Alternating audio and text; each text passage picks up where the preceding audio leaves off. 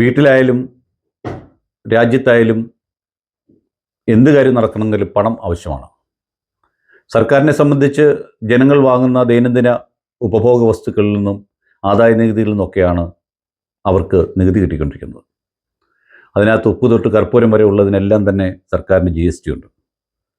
നിങ്ങളുടെ വീട്ടിൽ കത്തിക്കുന്ന സാമ്പ്രാണിത്തിരിക്കും, ശവസംസ്കാര ചടങ്ങിൽ കത്തിക്കുന്ന സാമ്പ്രാണിത്തിരിക്കും, മെഴുതിരിക്കും വരെ നികുതി ഉണ്ടെന്ന് ഓർക്കുക. എന്നുവെച്ചാൽ ജനിക്കുന്ന സമയം മുതൽ മരിച്ച് ഈ ഭൂമിയിൽ നിന്ന് പോകുന്ന സമയത്ത് വരെ നിങ്ങൾ സർക്കാരിന് നികുതി കൊടുക്കുന്ന ആൾക്കാരാണ് എന്നാണ് ഞാൻ പറഞ്ഞതിൻ്റെ അർത്ഥം.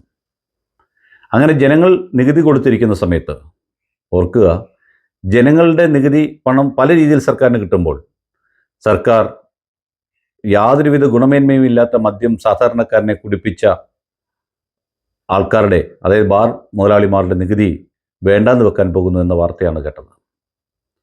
സത്യത്തിൽ ഞെട്ടിപ്പോയി.